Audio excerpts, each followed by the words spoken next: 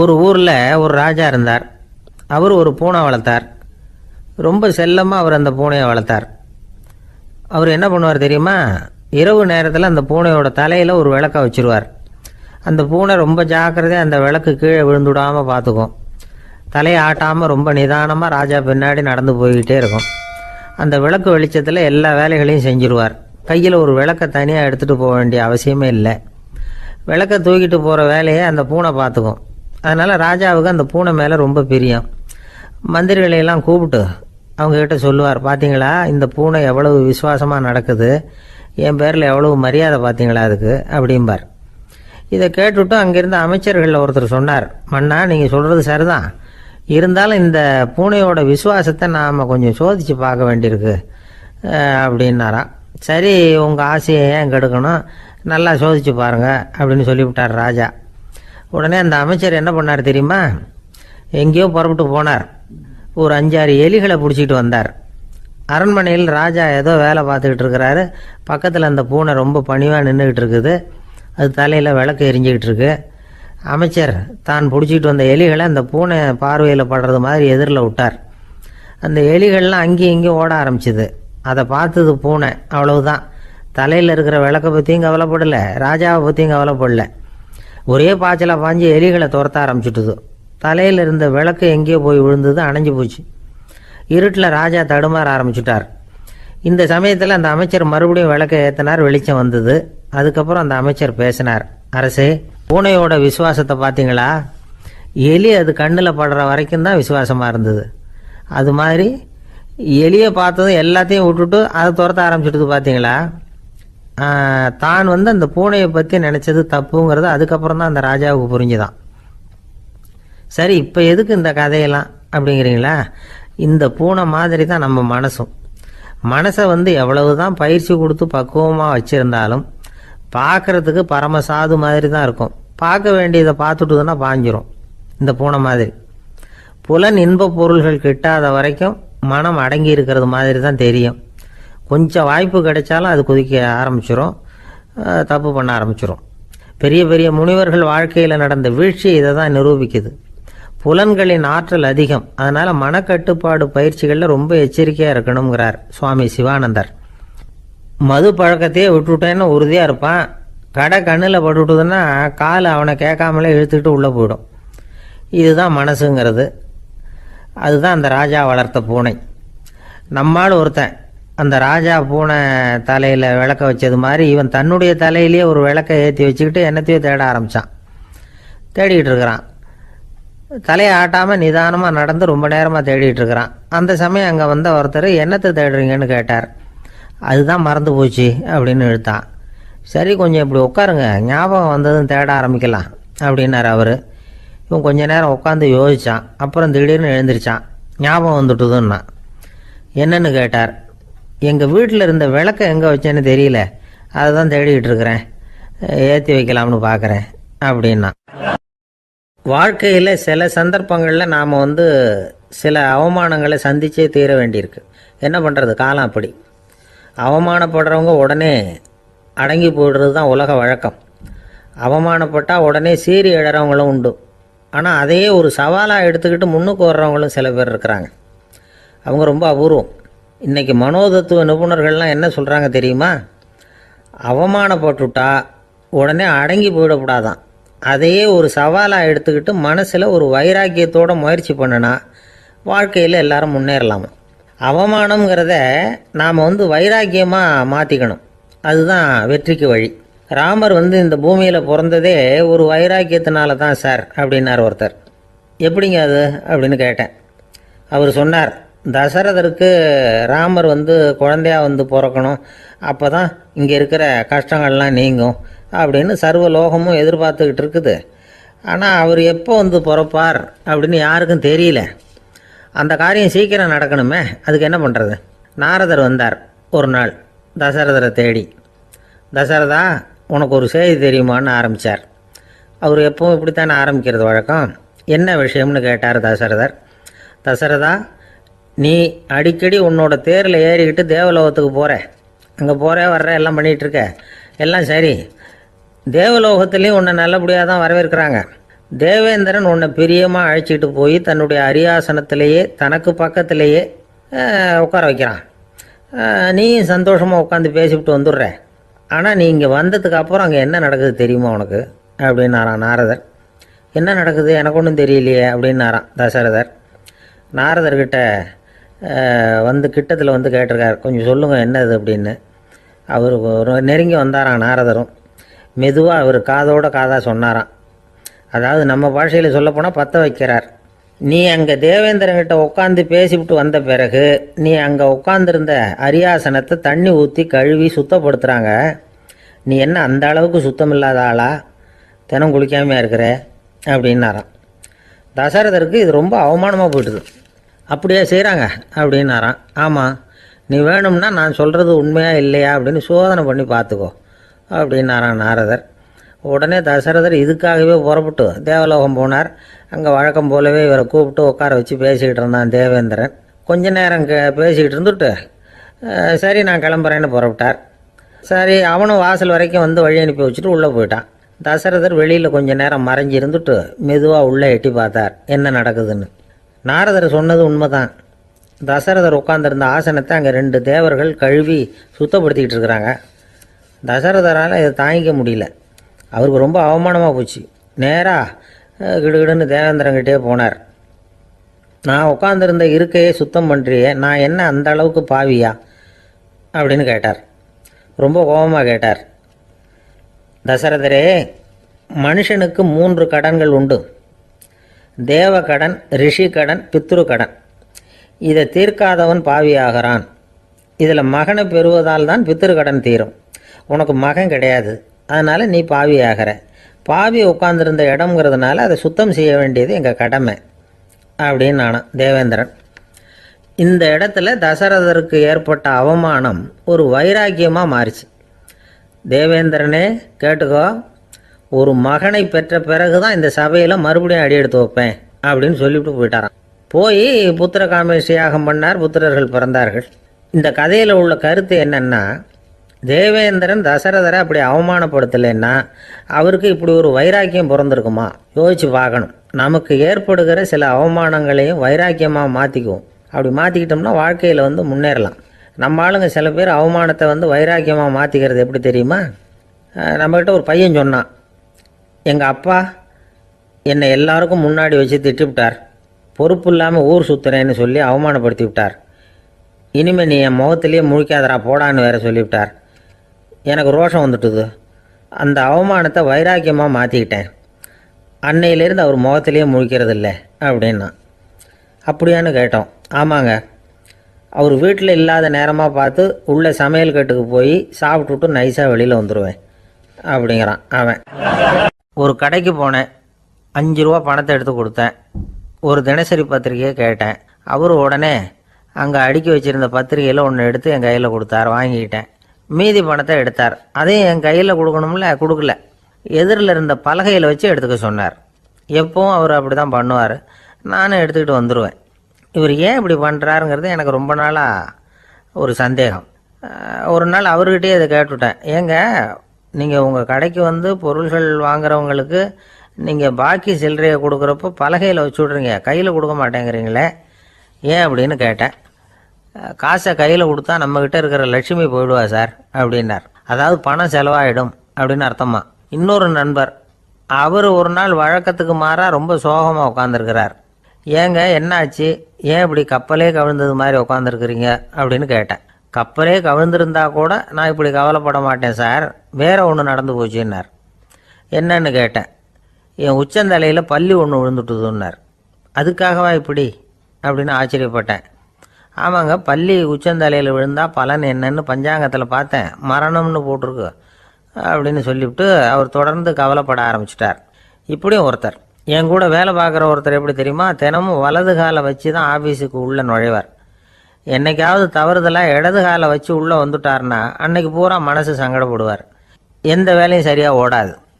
Carrom board ஆடுற ஒருத்தர் எப்போ ஆட உட்காந்தாலும் ஸ்ட்ரைக்கரை கை தவறி கீழே விழுற மாதிரி பண்ணி அதுக்கப்புறம் அதை எடுத்துக்கிட்டு ஆட உட்காருவார்.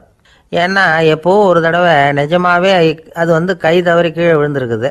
அன்னைக்கு பிரமாதமாக ஜெயிச்சுட்டார்.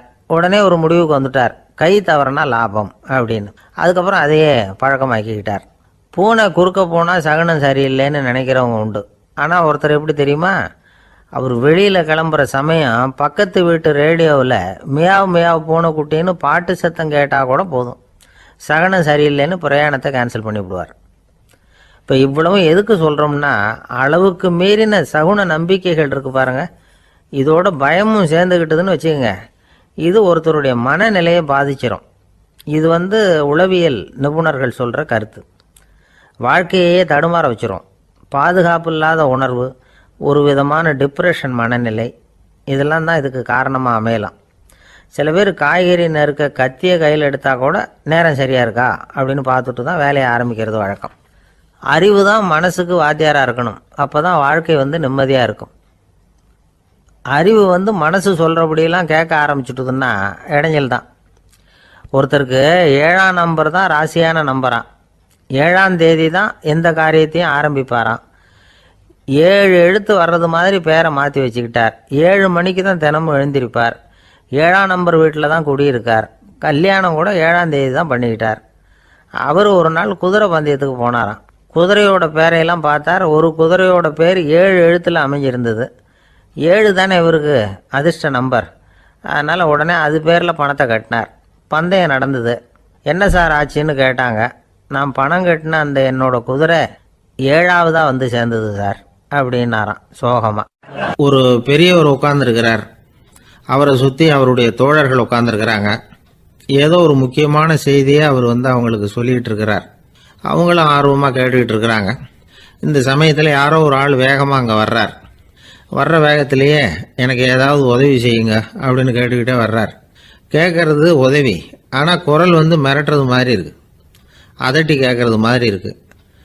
இதை கேட்டதும் அந்த பெரியவர் ஆத்திரப்படலை, ஆனால் அவரை சுற்றி இருந்தவங்க ஆத்திரப்பட்டாங்க. இதை பெரியவர் கவனித்தார்.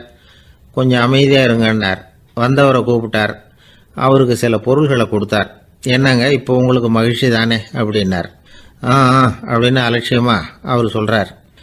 நான் உங்களை நல்ல முறையில் நடத்தினேன்னா அப்படின்னு கேட்குறாரு அவர் மறுபடியும். அதெல்லாம் ஒன்றும் இல்லை அப்படின்னு சொல்லி அவர் சொல்லிகிட்டு இருக்கிறாரு. குரலில் கடுமை குறையில. சுற்றி இருந்தவங்களால இதை பொறுத்துக்க முடியல. கோபத்தோடு அவரை நோக்கி நெருங்க ஆரம்பித்தாங்க. பெரியவர் அவங்களையெல்லாம் தடுத்து நிறுத்தினார். வந்தவரை வாங்க என்னோட அப்படின்னு சொல்லி அழைச்சிட்டு போனார். வீட்டுக்கு போனார். அங்கே போனதும் இன்னும் சில பொருள்களை எடுத்து அவர்கிட்ட கொடுத்தார். இப்போ திருப்தி தானே, நான் உங்ககிட்ட நல்ல முறையில் நடந்துக்கிட்டேனா அப்படின்னார். அவர் முகம் இப்போ தான் கொஞ்சம் மலர்ந்தது. ரொம்ப நன்றி, இறைவன் உங்கள் குடும்பத்துக்கு எல்லா நன்மைகளையும் செய்வான் அப்படின்னு சொன்னார். இதே வார்த்தைகளை என்னுடைய தோழர்கள்கிட்டே சொல்லிட்டீங்கன்னா அவங்க கோபம் தணிஞ்சிரும், வர முடியுமான்னார். கண்டிப்பாக வர்றேன் அப்படின்னாரு. மறுநாள் காலையில் அந்த இடத்துக்கு வந்தார். அதே மாதிரி சொல்லிவிட்டு அவர் போயிட்டார். தோழர்கள்லாம் ரொம்ப வியப்போடு பெரியவரை பார்த்தாங்க. அந்த பெரியவர் தான் நபிகள் நாயகம்.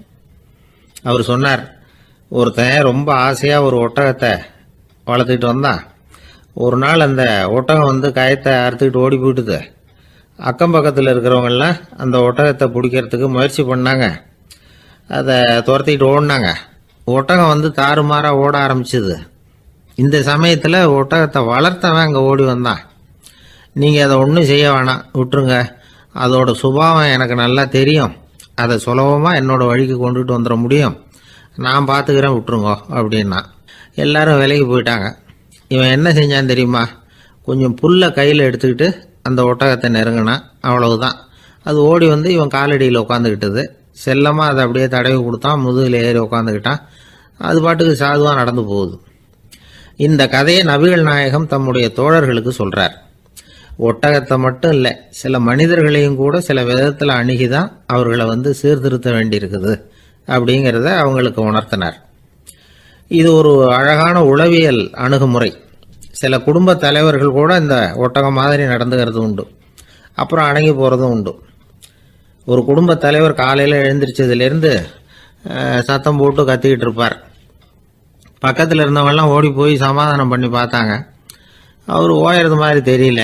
கடைசியில் அவர் மனைவி வந்தாங்க. நீங்கள் எல்லாம் விலகி போயிடுங்க, அவர் சுபாவம் எனக்கு தெரியும், நான் பார்த்துக்கிறேன் அப்படின்னாங்க. சரின்னு எல்லாரும் போயிட்டாங்க. சாயந்தரமாக பார்க்குறாங்க, அவர் சத்தம் இல்லாமல் ஒரு மூலையில் உட்காந்துருக்கிறார், ரொம்ப சாதுவா. ஆச்சரியமாக இருந்தது. என்னம்மா பண்ணீங்கன்னு கேட்டாங்க. அது ஒன்றும் இல்லைங்க, ஒரு வேளை சாப்பாட்டை நிறுத்தினேன், பட்னி போட்டேன், அவ்வளவுதான் அப்படின்னாங்க அந்த அம்மா. ஒரு ராஜா இருந்தார். நாடு பூராவும் நிறைய மரங்களை நட்டு வளர்க்கணுங்கிறது அவரோட ஆசை. தானே அதுக்கு முன்மாதிரியாக இருக்கணும்னு நினைச்சார். அரண்மனையை சுற்றி மரங்களை நட்டு வளர்த்தார். இதை பார்த்துட்டு ஜனங்களும் அவங்கவுங்க வீட்டை சுற்றி மரக்கன்றுகளை நட்டு வளர்த்தாங்க. கொஞ்ச காலத்தில் ஊர் பூரா பசுமையாக மாறிச்சு. எல்லாருக்கும் சந்தோஷமாக இருந்தது. இது ஒரு பக்கம் இருக்கட்டும். இப்போ நான் சொல்ல போகிற கதை வேற. அதாவது அந்த ராஜா ஒரு நாள் தன்னுடைய அரண்மனையை சுற்றி இருக்கிற விதவிதமான மரங்களை எல்லாம் போய் பார்த்தார். எப்படி இருக்கிறீங்க அப்படின்னு ஒவ்வொரு மரத்துக்கிட்டையும் விசாரிச்சாராம். எந்த மரமும் சந்தோஷமாக இருக்கிறதா தெரியல. அதுக்கும் மனசில் ஒரு குறை. முதல்ல ஆலமரத்துக்கிட்ட போனார். அது சொல்லிச்சு, மண்ணா நான் நல்லா பெருசாக வளர்ந்துருக்கிறேன், அடர்த்தியாக இருக்கிறேன், கிளையெல்லாம் 4 பக்கமும் நல்லா படர்ந்து தான் இருக்குது, இருந்தாலும் எந்த பிரயோஜனமும் இருக்கிறதா தெரியல எனக்கு. என்னுடைய பழம்லாம் ரொம்ப சின்னதாக இருக்குது, என் கண்ணுக்கு சரியாக புறப்பட மாட்டேங்குது. நான் இருக்கிற சைஸுக்கு என்னுடைய கிளையில் இருக்கிற பழம்லாம் எவ்வளவு பெருசாக இருக்கணும், அது இத்தினூண்டு இருக்கிறது எனக்கு பெரிய அவமானமாக இருக்குது. இப்படி இங்கே நின்றுக்கிட்டு இருக்கிறதே ரொம்ப கூச்சமாக இருக்குது. ஒரு நல்ல புயல் வந்ததுன்னா பேசாமல் சாஞ்சு விடலாமான்னு பார்க்குறேன் அப்படின்னு புலம்புது ஆலமரம். சரி இருக்கட்டும்னு நினச்சிக்கிட்டு ராஜா அடுத்தபடியாக ஒரு அத்தி மரத்துக்கிட்ட போனார். அதுவும் புலம்ப ஆரம்பிச்சுட்டுது. நான் கூட பெரிய மரம் தான், இல்லை இலையெல்லாம் அழகாக தான் இருக்குது, பழம் அழகாக இருக்குது, இருந்தாலும் உள்ள விஷயம் இல்லையே, அத்தி பழத்தை புட்டு பார்த்தா அத்தனையும் சொத்த அப்படின்னு பழமொழியே உண்டாயிட்டுதே, இப்படி ஒரு கெட்ட பேரோட நான் இருக்கணுமா அப்படின்னு புலம்புது அது. சரி இது இருக்கட்டும் அப்படின்னு சொல்லி அடுத்தபடியாக வேப்ப மரத்துக்கிட்ட போனார். அது தன்னுடைய வேதனையை வெளியிட்டது. எனக்கு எவ்வளவோ மருத்துவ குணங்கள்லாம் இருக்கிறதா சொல்லிக்கிறாங்க, இருந்தாலும் என்ன பிரயோஜனம், என்னுடைய பழத்தை மனிதர்கள் யாரும் விரும்பி சாப்பிட்றது இல்லையே அப்படின்னுது. ராஜா அடுத்தாப்புல இருந்து ஒரு பனை மரத்துக்கிட்ட போனார். நான் நல்லா உயரமாக தான் வளர்ந்துருக்கிறேன், மற்ற மரங்கள்லாம் என்னை அண்ணாந்து தான் பார்க்கணும், இருந்தாலும் என்கிட்ட நிழலுக்காக யாரும் ஒதுங்கிறது இல்லையே அப்படின்னுது. என்ன இது எல்லா மரமும் இப்படி திருப்தி இல்லாமல் இருந்துகிட்டு இருக்குதே அப்படின்னு நினச்சிக்கிட்டே ராஜா அடுத்தபடியாக அங்கே இருந்த ஒரு பைன் மரத்துக்கிட்ட போனார். அழகாக உயரமாக பசுமையாக தான் இருந்தது, ஆனால் பழமோ பூவோ கிடையாது. அதை நினச்சி அது வருத்தப்பட்டுக்கிட்டு இருக்குது. ஓக் மரம் அது ஒன்று நின்றுட்டு இருந்தது. அது என்ன சொல்லிச்சுன்னா, இலையுதிர் காலத்தில் என் மேலே இருக்கிற எல்லா இலைகளும் உதிர்ந்து போடுது, முடி கொட்டின மனிதர்கள் மாதிரி மொட்டையாக நான் நிற்க வேண்டி இருக்குது, என்ன வாழ்க்கை இது அப்படின்னு சொல்லி அழுத்துக்கிட்டது. சரி புளிய மரம் என்ன சொல்லுது பார்ப்போம்னு அதுகிட்ட போனால், என்னுடைய நிழலில் யாருமே தங்க மாட்டாங்க, உடம்புக்கு சூடுன்னு ஒதுங்கி போயிடுவாங்க, அடிமரத்தை பார்த்தீங்கன்னா பட்டையெல்லாம் உறிஞ்சி பார்க்கறதுக்கே கேவலமாக இருப்பேன் அப்படின்னுது அது. முருங்கை மரம் என்ன சொல்லிச்சு தெரியுமா, என்னுடைய இலை காயெல்லாம் சாப்பிட்றவங்களுக்கு சத்து கொடுக்கறது வாசம்தான், ஆனால் என் உடம்புல சத்தே கிடையாது, கொஞ்சம் வேகமாக காற்று அடிச்சதுன்னா முறிஞ்சி விழுந்துடுறேன், என்ன வாழ்க்கை இது அப்படின்னு சொல்லி அது வருத்தப்பட்டது.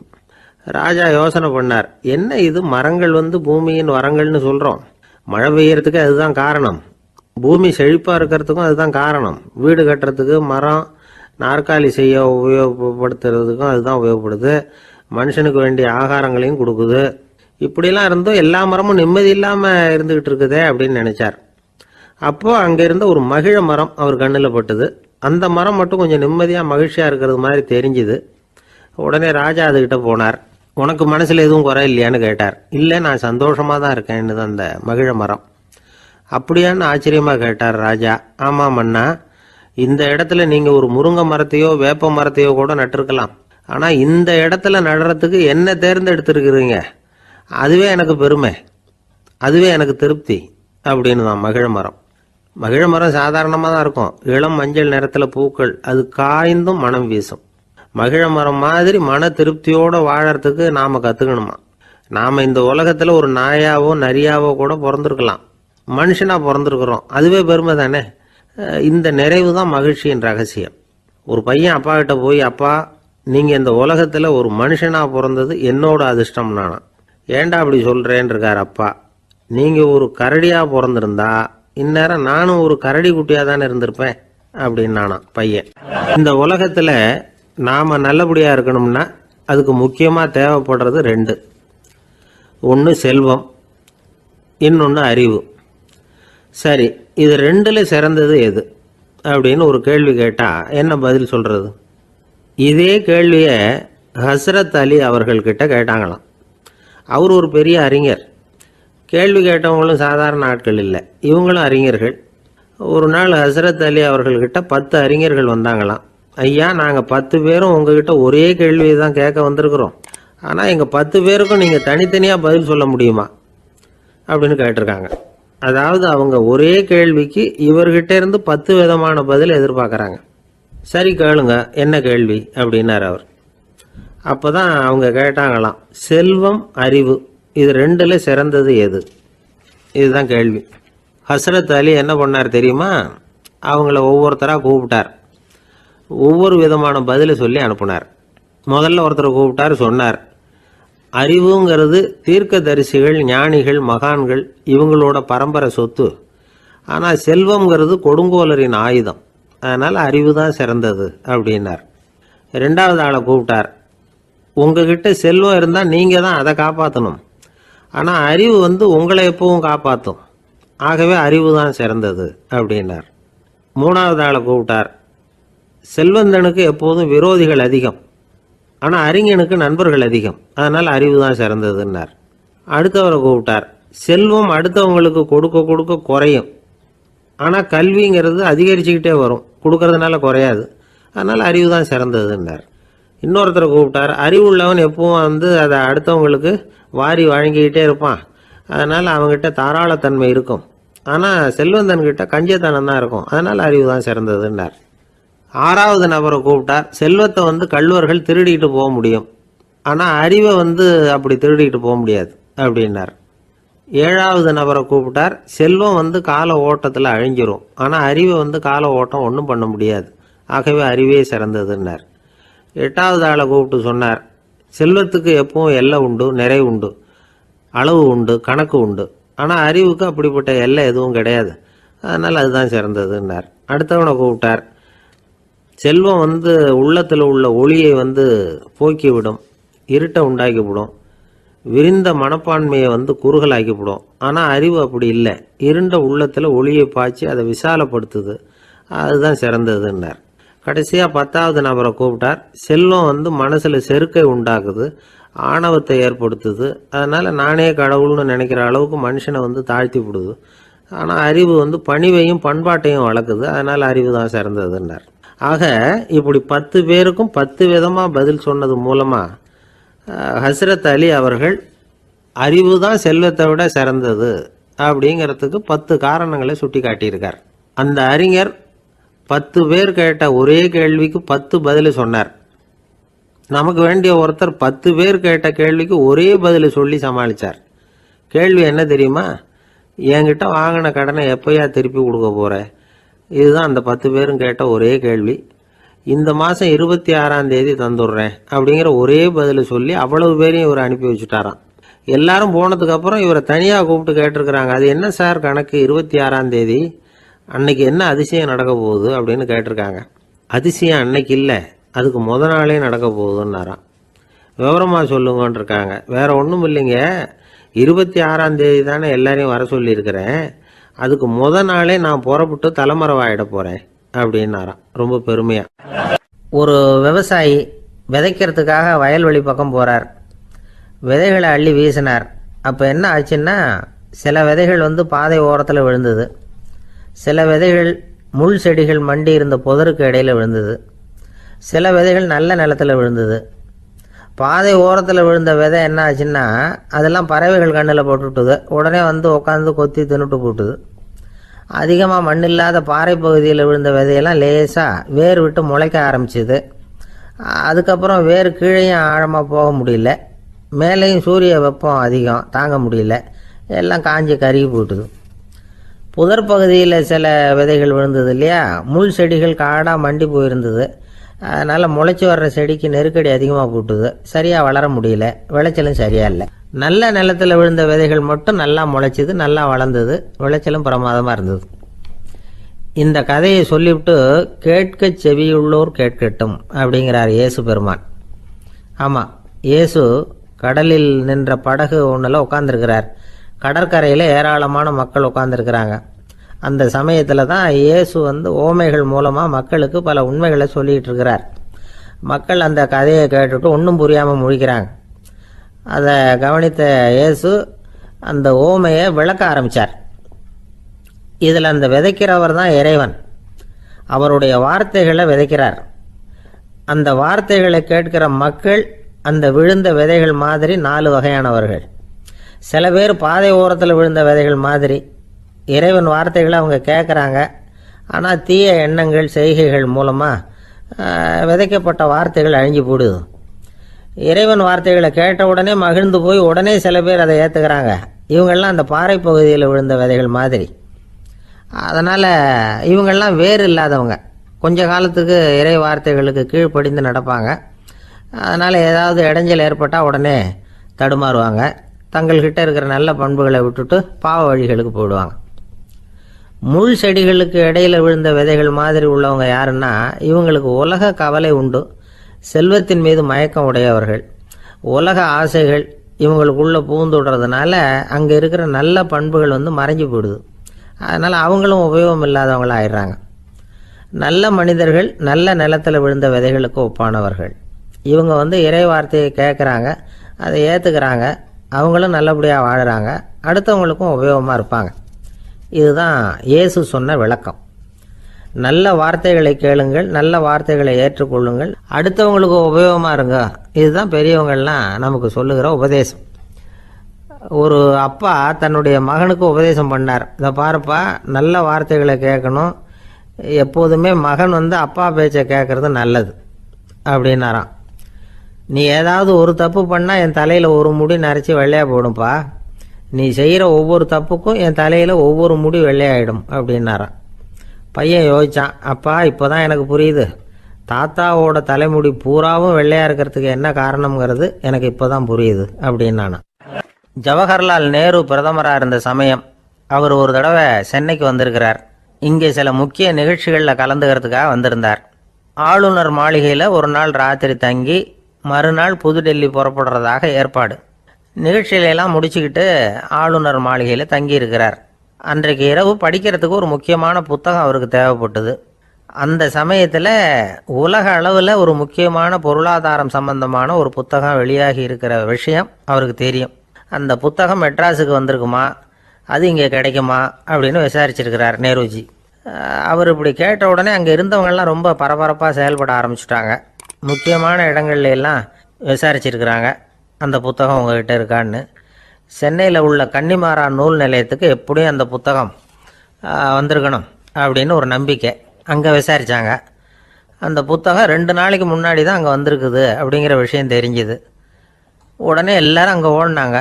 அவங்களுக்கு இன்னொரு சந்தேகம், புத்தகம் வந்திருக்கு சரி, அது இந்த சமயத்தில் வேறு யாரும் படிக்கிறதுக்கு எடுத்துகிட்டு போயிருக்கக்கூடாதே அப்படிங்கிற சந்தேகம் இருந்தாலும் மனசுக்குள்ளே ஒரு தைரியம். இப்படி ஒரு புத்தகம் வெளிவந்திருக்கிற விஷயமே நேருஜி சொல்லி தான் நமக்கே தெரியும்.